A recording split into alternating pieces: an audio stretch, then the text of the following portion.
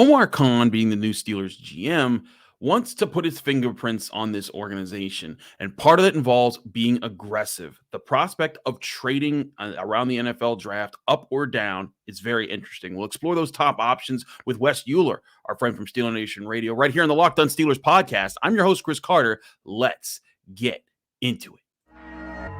You are Locked On Steelers, your daily Pittsburgh Steelers podcast, part of the Locked On Podcast Network, your team every day.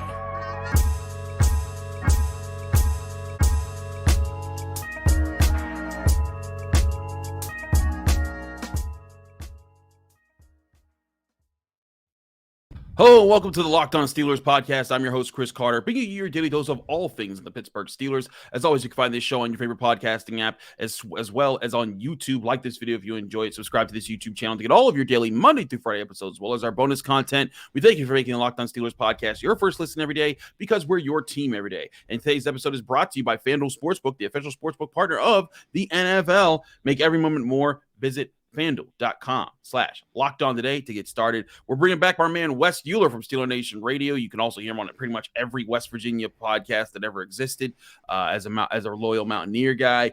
But Wes, I got to talk to you because Omar Khan spoke, at owners meetings. Rooney also spoke. We'll get less into the talk about the flexing of Thursday night football. Sure. That's neither here nor there. Everyone knows Thursday night football is stupid in the first place. But I want to get into you about some of the things that Omar Khan was talking about when it comes to the trade prospects, because the Steelers, when they made trades on draft day, it was a big deal because they rarely did it. It was trading up for Devin Bush, trading for San Antonio Holmes, trading up for Troy Polamalu, things like that. Like those don't come every year, especially when you're talking about in the first round. And the prospect of trading up and trading back in this year should both be open to the Steelers. But it's interesting to see how they've talked about it, and kind of plays into what will be their move come draft night, which is less than a month away now. And Omar Khan talked a little bit about it at the owners' meetings. He said, this is a really good draft. I'm very fortunate. My first draft is really good. So I love the idea of having a lot of picks, but all the options are on the table. Obviously, there's an opportunity to try and trade up and get a player that we think is going to be an impact player and can help us right away, or be a good long-time Steeler. We're going to evaluate it, and all options are on the table. But he's also talked about how deep this draft class is and how there's guys in the hundreds that they still see as very valuable players. Wes, how much of this plays into what the Steelers' actual plan is? Are they going to get aggressive on draft day? Do you think they kind of just wait and see, let this play out, kind of like how they have on a lot of draft days? So, that is the, I guess $64,000 question if we're going to go old school, although that doesn't exactly sound as intimidating anymore with inflation. Not anymore, no. Let's go with the $1 million question, right? All right, we'll bump those numbers up a little bit in this racket. Because, as you mentioned, we have what we know historically of the Steelers is that, yes, it's not unheard of for the Steelers to get aggressive on draft day. But, you just kind of laid out the three examples from our lifetimes. You and I aren't old, but we're not young anymore either. And it's something that the Steelers have done a few times, but not very often. Maybe once a decade, twice a decade, if that type thing. We also know now, though, that kind of all bets are off in that regard, because you've got some new voices, new minds, new guys who are going to have significant say and roles in this, namely Omar Khan and Andy Weidl. I also think about it in the backdrop of, one of the other things that we've heard Omar Khan talk about a few times this offseason, particularly during the Combine, is about how Andy Weidl is in charge of the big board, and a lot of kind of the power and the voice that Andy Weidl has.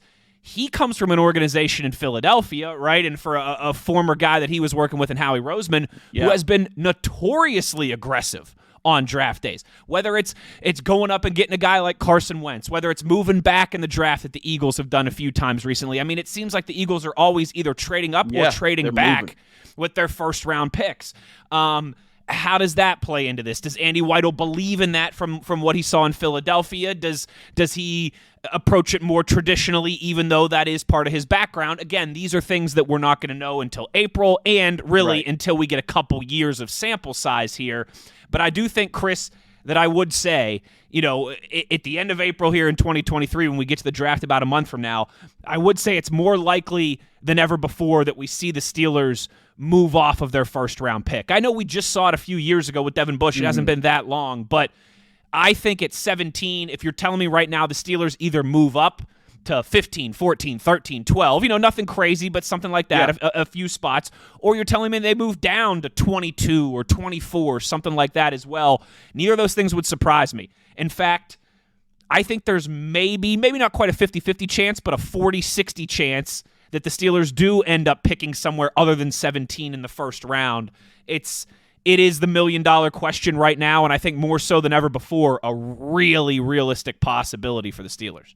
The more I look at it, it just makes a lot of sense. Again, one thing I always refer to when people are trying to figure out what picks could they trade to get what other picks and trying to stack things up. The best thing I always say to look for as far as like what's useful is the Draft Tech chart that you can get at Draft Tech, drafttek.com. When you go get it, and here's just a quick look at it right now. If you look at where the Steelers are on this, the 17th overall pick worth $950, the 32nd overall pick worth $590, the 49th overall pick worth $410. Frankly, Wes, I think it's imperative they keep this 32nd overall pick for the second day, because here's my thinking. You trade that 49th overall pick with the 17th pick. According to the point totals, that would get you up to 1,310 points. That would be good enough to get you the 10th overall pick of this draft, which I think either gets you a top corner or a top offensive tackle. Agree. And if you do that, yes, you do lose that second round pick, which we've talked about the value being there. But then, as Omar Khan has talked about on other occasions, when we spoke to him at the NFL Combine, he talked about, I wouldn't be surprised if my phone's ringing off the hook at the after the first round is over. It will be. Always is. And there's 24 hours before the last pick of the first round to this first pick of the second round, where the Steelers have the 32nd overall pick. The Steelers could be in a position where they could say, you know what?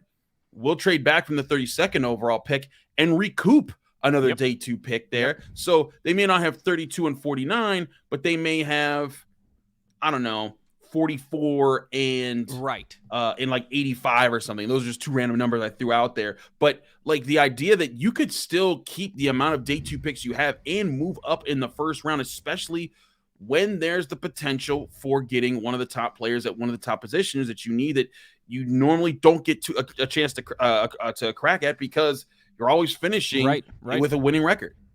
And, I think the way you just laid that out is it should excite Steelers fans for 2 reasons. I mean, one, as you can see there, you got a chance without giving up a lot of capital. You could easily move up to 12, to 11, maybe even to the 10th spot. Speaking of the Philadelphia Eagles, right? That's where they pick. Yeah. Maybe you get Andy Weidl on the phone and making some friends, some phone calls to his old buddies, right? But say it's even a 12, right, Chris?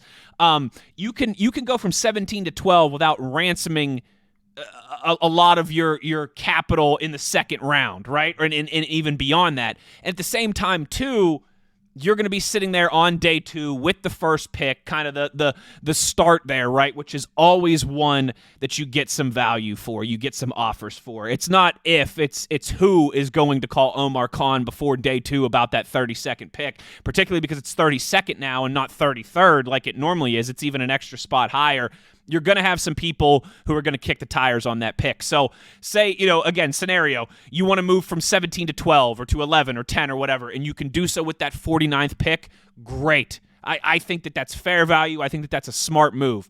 Then when 32 rolls around on day 2, you can either still have the cream of the crop selection of the second round of the day 2 guys, a ipso facto end of the first round pick, or you're going to have somebody on your phone who, maybe you can drop down to 39 and you'll get pick 50-something back. Right. All of a sudden. And you can still, if you want that volume more so on day 2, because, again, it feels like a really strong day 2 class, really strong in kind of the 50 to 100 big board rankings, if you will. These are great options to have. The Steelers have put themselves in this position, I think, like you said.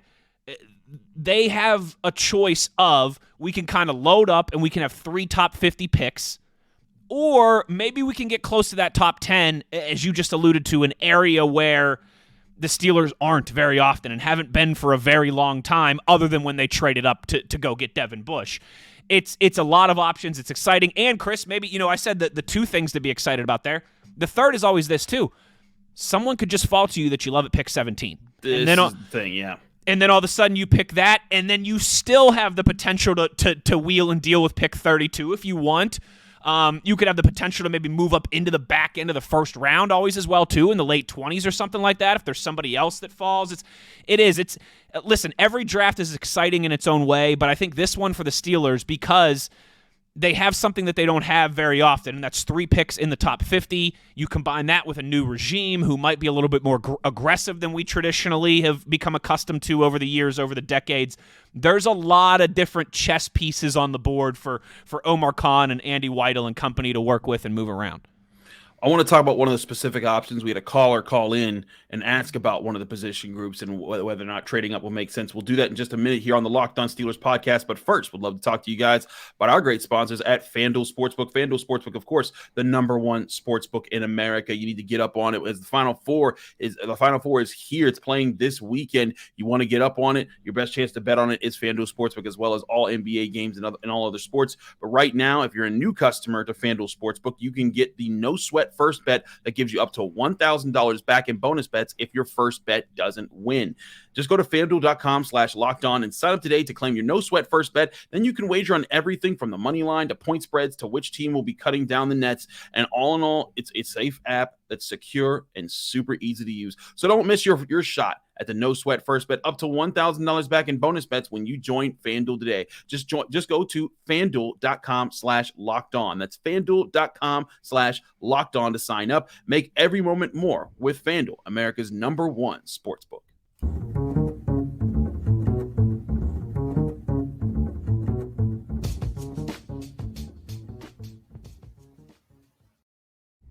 Back here on the Locked On Steelers podcast, I'm your host, Chris Carter, here with Wes Euler of Steeler Nation Radio. And as this is the Thursday edition here, as I said, we do have a caller who called in. Remember, you can always call into this show at 412-223-6644. Leave your name, where you're from, and keep your message under a minute to get your question on the show. And if it's relevant for a show, I'll try to work it in as best I can. Here's Eddie Harlow from Columbia, Tennessee, with a question that's relevant to today about trading up for a specific position, and that was cornerback. Chris, this is Eddie Harlow from Columbia, Tennessee. I love the show, but I just wonder why everybody's so dead set against us getting a cornerback in the first round. I mean, yeah, offensive linemen would be great, but if we don't do nothing about that backfield, teams are going to burn. I saw a commentator today saying if the Steelers don't get a shutdown corner, they'll be getting beat just like they did last year against Buffalo and stuff. So the other cornerbacks we got just ain't very good. Maddle and all them, they can't cover me. So I think we should trade up to get one of the better corners. You get a shutdown corner in the first, and then you can get the Jones kid from Ohio State in the second round. I just don't see a second round grade on a cornerback that could come in and start. Thanks. My man Eddie said, they can't cover me. They can't cover me. Yeah, I feel you. Listen, Eddie, I'll say one thing, and Wes, I want to get your thoughts too. You can still draft great corners in all sorts of rounds. Xavier Howard, an all-pro guy. Tariq Woolen was a 6th rounder last year and was one of the best corners in football. Right. Richard Sherman was a 5th rounder. Like there's corners that come in a lot of different places. Now, here's the thing is that the Steelers haven't had that kind of success because they've tried to draft in the middle rounds, and they've been able to hit on some decent guys. Cam Sutton, a third round guy, who's able to say, William Gay worked out for quite some time. They've been able to get decent hits, but they haven't hit on a superstar corner. And frankly, it's not. You're more likely to get that guy at the top of the draft, like Patrick Surtain for the Broncos when they went and got him recently. And Sauce Gardner. Sauce Gardner. Like there's guys like that, yes, who absolutely fit that bill. And listen, Christian Gonzalez, Devon Witherspoon, the 2 top guys. A lot of people like Joey Porter. We had Mark Caboli talking about him here. He had Joey Porter as a likely first round pick for the Steelers at 17th overall. But you look at those top 2 guys, everyone's kind of making them the 1A, 1B of this draft class. And there's people who flip either way. I get what you're saying there. And I do understand that you need those guys. I do also think that the Steelers secondary would be able to hold things down a little bit, better next year if TJ Watt's healthy and they're getting more pressure on, because some of the plays where they were giving up big plays just because they weren't getting pressure and teams weren't scared of their pass rush as much when TJ Watt wasn't on the field. But Wes, is that the right? If you're trading up, is it cornerback, or are you trading up to go get a big offensive tackle to make this offensive line and give it the pillar at offensive tackle it hasn't had for a long time? So, that's an interesting question, because I think you could argue it either way. If I wanted to argue just real quickly the offensive tackle, right, you could say you haven't invested a ton in the offensive line in the draft lately. Now, you have in free agency, right, but, you haven't taken first-round picks there since you went Pouncey into Castro back-to-back over a decade ago. Right. You've got Kenny Pickett. You need to protect him. That's important. Maybe a left tackle is the missing piece to really elevate this offensive line. I could certainly argue that, but if I'm moving up, Chris, I'm moving up for a defensive back. And I know, listen, you've invested a lot on this defense. You've got dudes at every level in terms of Cam Hayward and TJ Watt and Alex Highsmith and Minka Fitzpatrick, right? And you just went out and brought in Patrick Peterson. And I realize that there's some bigger picture roster building philosophy stuff that we could get into here of, do you really need to invest that much money and capital and all these things on your defense when it's an offensive league and you got to score points? But I just, again, kind of like our caller, I'm forgetting his name now, but kind of like Eddie. Kind of like Eddie said from down in Tennessee, like the Steelers, it's been so long since they've had one of these guys. And part of roster building, too, is looking around the landscape at the teams you're competing with. Look at the Bengals. Look at the Chiefs. Look at the Bills. Even look like a team like a Chargers. Look at a team like the Jets if they end up getting Aaron Rodgers. These are teams that have very good quarterbacks with dynamic playmakers on the outside, and these are the teams that you're going to be competing with in the postseason. The Chiefs of the world, the Bengals of the world, the Bills of the world. I think a corner, I think a true legit number one corner right now in the NFL it's something that every team needs. Now, there's levels to that, right? Because we could argue that Patrick Peterson is still a number one. He's not Pat Surtain anymore. He's not Sauce Gardner anymore. But we could argue that he's a number one, but he's also 33 years old and not going to be here for the long term. Right. Right now, if you can get one of those corners that you're not going to have to pay for 4 or 5 years, that's going to be around for a decade. Think of already, Chris, you're right, what you can do with TJ Watt and Minka Fitzpatrick and Cam Hayward and these guys. If you had a true lockdown corner that you could just say every week, all right, you got Jamar Chase. All right, you got Stephon Diggs. And then you can play chess with your other 10 pieces on defense. Man, that's something the Steelers have not been able to do much of over the years. They could a little bit at times there with Joe Hayden, but that's about it.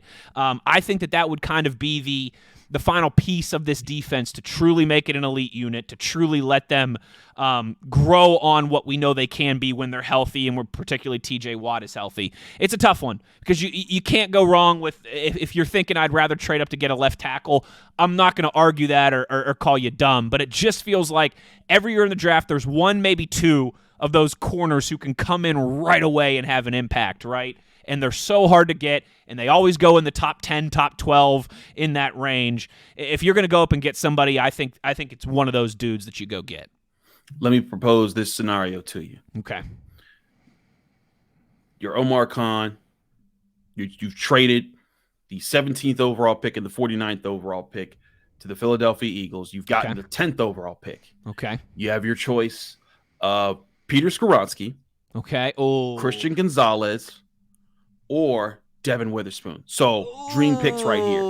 That would be a dream scenario. You know what? I'll even throw in Broderick Jones and Paris Johnson. You get all the offensive. I'm a Skronk guy though. So you had me at Skronk. So, but you're giving. Who are you going with there? Oh man. And this is exploring if the Steelers, Andy Weidl, Omar Khan is saying it's a new front office, baby. We're going aggressive, first year together, and we're going to get in our guy. Who is that guy? Okay, ready? Wes is stalling. Doom, doom, doom, doom, doom, doom, doom. With the did you say it's 10th? Right, that's 10th overall. 10th. With the 10th overall pick in the 2023 NFL entry draft, Wesley Euler goes with Devon Witherspoon, cornerback out of Illinois. Chris, I want the ball skills, all right? I want the ball skills, and 3 interceptions last year. Let's see, 14 pass defense last year. Yeah, I really like Gonzalez. I think his athleticism is freaky, even for that position, which is kind of like the king of freak athletes, right? Defensive backs and wide receivers. But I'd be very tempted to go Skronk and Gonzalez both because I really like those guys. But if it's that scenario, I'm going to the podium. I'm taking the guy with the ball skills who's going to take this secondary that already led the league in interceptions last year and maybe even take that to the next level. I'm going Devon Witherspoon, cornerback out of ILINI. The Illini. It's interesting. It's interesting there because if you look at hold on. Am I wrong? Was that your pick or you got a different pick? I'm more Christian Gonzalez. Okay, I don't hate that either. Listen, I like Devon Witherspoon a lot, but and he does bring that to his game. But I like the way Gonzalez runs. He ran a sub 4.4. He's smooth. He's smooth. He's a guy who's going to fit in there. But I also ain't mad at Devon Witherspoon. Like you said, 18 forced incompletions on the year, 3 interceptions this past year. I look at that and I see, man, ball production is so important. Christian Gonzalez had 4 interceptions. I mean, he's right there as well. Yeah, 4 interceptions, 9 pass breakups, forced incompletions as recorded by Pro Football Focus on the season. It's like what you said. You can't. If you go in, you're gonna have a lot of things to praise about either side if you went with that direction there. But I think both you and I are on the same page about this. If they are to make a big move, I do think cornerback would make the most sense. Yeah, and especially in today's NFL. Taking a tackle there at 10 would probably be and I'm using air quotes for people that aren't watching on YouTube, but would probably be the safer move. Mm-hmm. You get a tackle there at 10, whether it's Skronk, whoever. You plug them in for the next 10 years, and they're a starter, and maybe they're an all-pro, maybe they're just really good, whatever. I tell you, though, where I think you could really hit the home run is with one of these corners who could be one of those rare lockdown, interception, ball-hawking defenders to already go with Minka Fitzpatrick in that pass rush. That could be dynamite. It certainly could.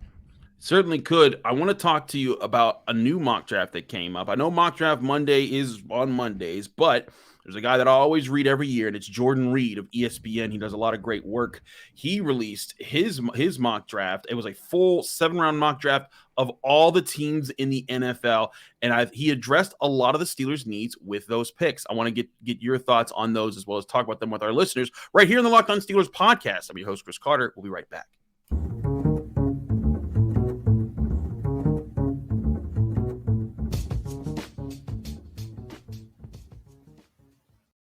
Back here on the Locked On Steelers podcast, I'm your host, Chris Carter, here with Wes Euler of Steeler Nation Radio.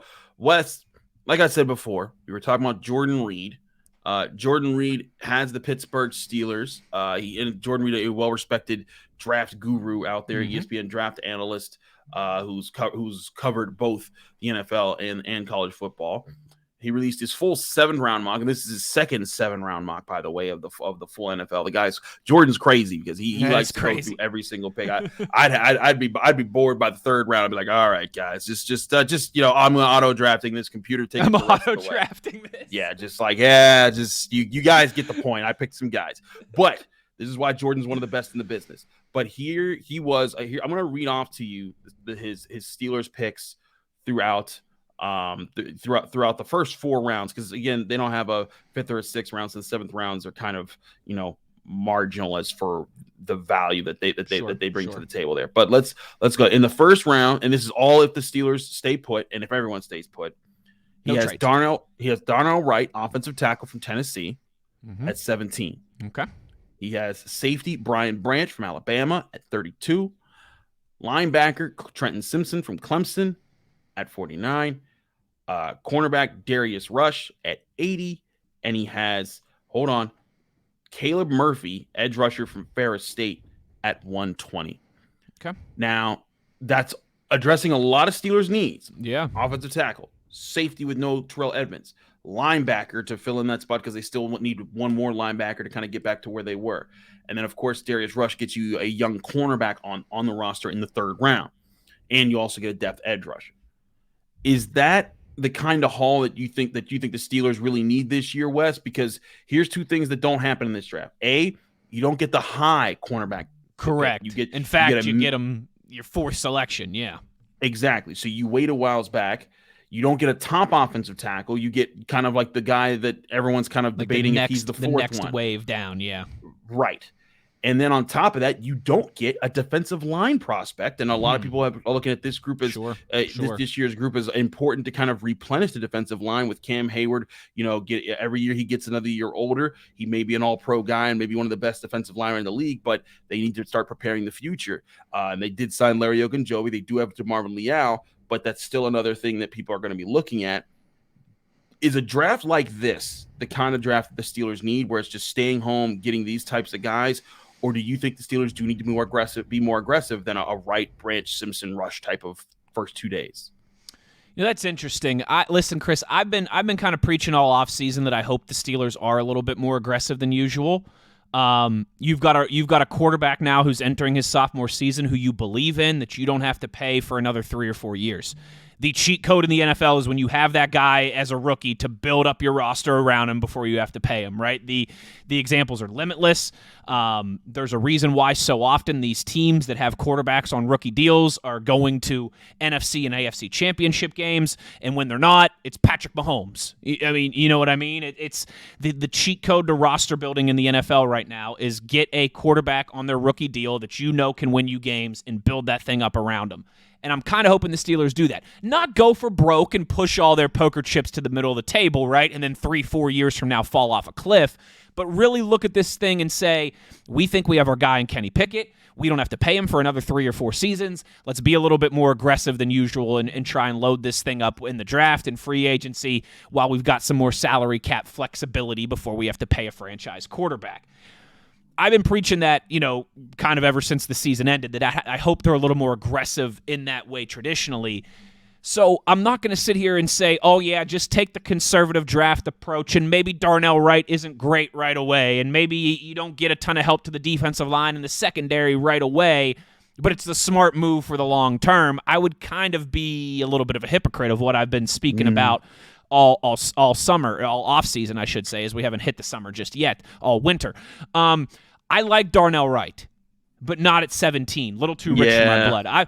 I saw Darnell Wright play a couple times in high school. He grew up. He's a West Virginia boy, Chris. He grew up right down the road. Honestly, he lives 40 minutes away from where my mom's from where I have family in West Virginia. So I saw him play in high school twice. Actually, he's a guy that I've watched a lot. I was screaming and cursing at Dana Holgorsen, the former WVU coach, when he had no interest in recruiting this guy, and they ended up at Tennessee, and now he's going to be a first-round draft pick. Thanks a lot, Dana. Appreciate that one. Yeah, certainly couldn't have used that guy at the program. But I like Darnell. You don't sound hurt at all. I'm not hurt at all. I like Darnell Wright, but not at 17. He's only played the right side at Tennessee. I don't know about his flexibility to go left or right, particularly for the Steelers, right? When you've already got Chooks there. If I'm going to go tackle at 17, I want it to be somebody that I believe I can plug in at left tackle right away and not have to worry about it. And Darnell Wright could be that guy, but I'm not taking that risk at 17 with a guy who's just played the right side, albeit at Tennessee against, great competition. Go watch his tape against Will Anderson and some talented pass rushers. He did a really good job. He's a good player. Just 17's a little too rich for my blood. I love Branch at 32. I love the idea of that. You lost Edmonds. I know you have KZ and Minka, but I think you could do some interesting stuff with Branch. I think you could use him in a slot role. I think you could move him around a little bit. Maybe he lets you play a little bit more chess with Minka out there as well too. But I just, again, there's nothing in that mock draft that wows me, that blows my hair back, that makes me think, we wake up the day after the draft, Chris, and the Steelers are for sure instantly a better team, right?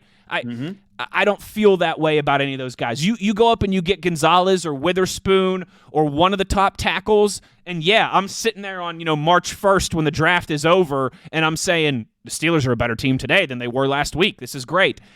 If you take the more conservative approach, that could certainly still be the case. I just wouldn't be as confident in it. So I don't hate that. If that's the way it plays out, I don't hate it. But if there's a time to be a little more aggressive, Chris, I think that time is now. In the scope of what you've got with Kenny Pickett and not having to pay him, in the scope of what you've got in 3 top 50 draft picks and, more capital there than you usually have. I know it's not the Steelers' way, but the league has changed. And yeah, a lot of teams swing and miss trying to do this, but there's also a lot of teams like the Eagles who load up and have great rosters. The Chiefs who load up and have great rosters. Yeah. The Bengals, the 49ers who are able to load up and have great rosters. That's kind of the direction I would like to see the Steelers go. Like I said, not sitting at the poker table and completely pushing all your chips to the center of the table and going broke here for the next 3 or 4 seasons and then falling off a cliff, but right, no. a little more aggressive than like, let's just look at everything as a long-term and no single year is more important than the other. No, I agree with you there, because especially like you have a chance right now with the extra draft pick that they've gotten here to make some aggressive moves in either direction. Again, if you want to trade up, you can trade up. If you want to trade back, you can trade back, and you can pick, like you said, start picking up guys who are if you get Darnell Wright. If you get Darnell Wright at pick 22 and you pick up an extra second rounder in the process, I love that's it. a win. That's a win. That's a win. So yeah, I'm right with it. And here's the thing. Let's say they do trade back 22, 24, and they still get Darnell Wright, and they still got 32.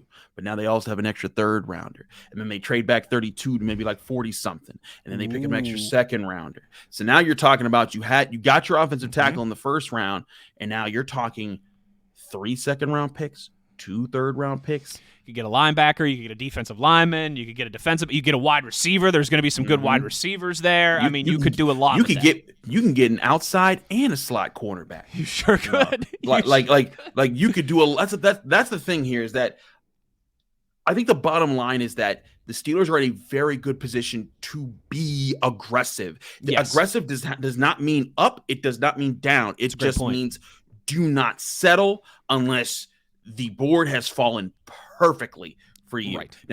Granted, here's the thing that happens every year is that, we could say that the board fell perfectly for them, and you never really know.